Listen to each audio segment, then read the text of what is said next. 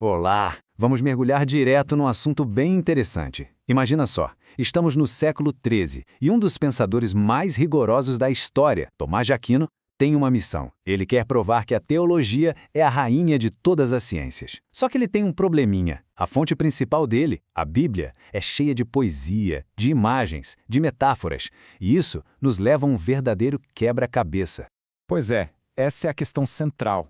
Como é que se pode construir um sistema todo lógico, rigoroso, uma ciência mesmo, em cima de um texto que fala por parábolas, que compara Deus a uma rocha, a um pastor? É exatamente esse o desafio que Tomás de Aquino decidiu encarar de frente. E aqui a gente vê o coração do conflito. De um lado, a ciência, que exige precisão, lógica pura. Do outro, a revelação bíblica, que se comunica por imagens e metáforas. Parecem dois mundos que não se conversam, né? A genialidade do Aquino foi justamente construir uma ponte entre eles. Então vamos começar explorando o contexto desse problema todo. Vamos entrar na questão da linguagem divina e tentar entender como ela pode ser, ao mesmo tempo, poética e verdadeira para uma mente que está buscando o rigor da ciência. A ambição de Aquino era, gigante. Naquela época, as universidades estavam redescobrindo a filosofia de Aristóteles, que era super rigorosa. E a teologia corria o risco de parecer algo menos sério, sabe? Aquino queria provar que a doutrina sagrada, a sacra doutrina, não era só uma questão de fé, mas sim uma ciência legítima. E mais, a suprema de todas. E aqui está o nó da questão. A ciência que vinha de Aristóteles buscava clareza, definições que não dessem margem para dúvida. Mas e a Bíblia? Ela diz que Deus tem braços, que ele é um fogo consumidor. Como é que se concilia essa precisão científica com essa riqueza toda da linguagem figurada? Para resolver esse problema, Aquino faz uma coisa brilhante. Primeiro, ele formula as melhores objeções possíveis contra a própria posição dele. É como se ele montasse um caso de acusação contra o uso de metáforas, só para depois derrubar tudo, ponto por ponto. E essas acusações se resumem a dois pontos principais. Primeiro, as metáforas mais escondem a verdade do que revelam. E segundo, usar imagens de coisas materiais, inferiores, para descrever Deus é simplesmente indigno, é desrespeitoso.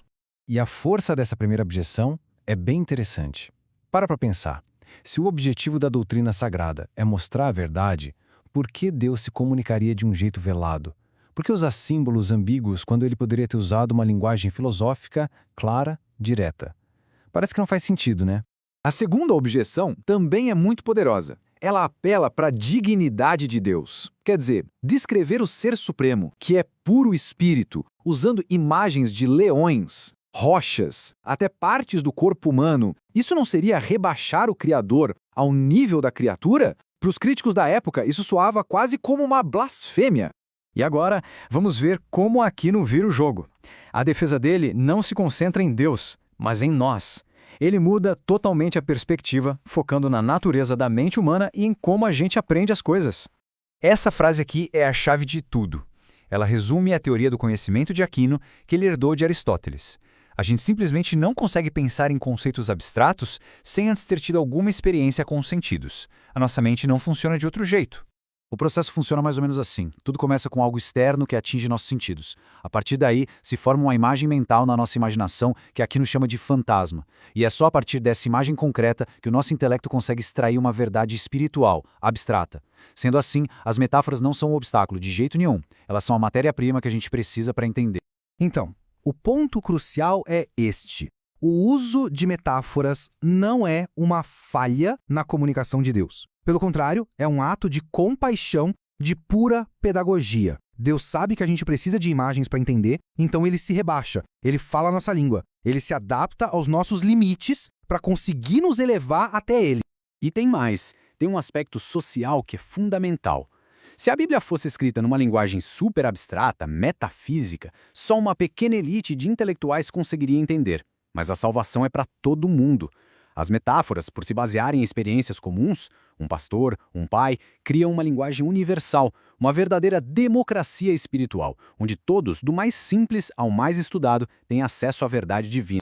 E agora a gente chega na parte mais genial e talvez mais surpreendente do argumento de Aquino. Ele não só defende as metáforas, como vai argumentar que as metáforas rudes, as mais baixas, são na verdade as melhores de todas.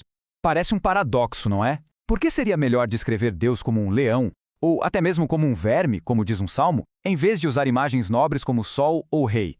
É aqui que a profundidade do pensamento de Aquino realmente brilha. Vamos comparar. Se a gente usa uma metáfora nobre, tipo rei, a gente corre o risco de cometer um erro literal, de pensar em Deus com as limitações de um rei humano. Agora, quando a Bíblia usa uma metáfora rude, como leão, ninguém vai pensar que Deus é literalmente um felino. A imagem é tão inadequada que ela nos força a ir além do literal e procurar um significado espiritual mais elevado. Essas semelhanças dessemelhantes, como são chamadas, funcionam como um choque na nossa mente. Elas nos lembram que Deus é totalmente outro, que ele não se encaixa em nenhuma das nossas caixinhas.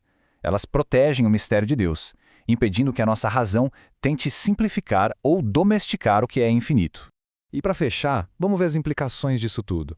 Como é que esse argumento de 800 anos atrás ainda se conecta com outras ideias centrais da teologia e até mesmo com a nossa própria experiência, de tentar falar sobre aquilo que não tem palavras? O princípio fundamental que Aquino estabelece, que a gente conhece o invisível através do visível, não vale só para a linguagem. É a mesmíssima lógica que sustenta a ideia da encarnação, onde o Deus invisível se torna visível, e a dos sacramentos, onde sinais materiais comunicam uma graça espiritual. A analogia é poderosa. Assim como a verdade divina assume a carne das metáforas para se comunicar com a gente, o próprio Verbo divino assume a carne humana para nos salvar. Rejeitar a validade das metáforas seria, de certa forma, rejeitar a lógica da própria encarnação. No fim das contas, tudo se resume a esta frase em latim: Deus semper maior. Deus é sempre maior. Toda a nossa linguagem, todas as nossas metáforas e conceitos sempre vão ser insuficientes para descrever a realidade de Deus.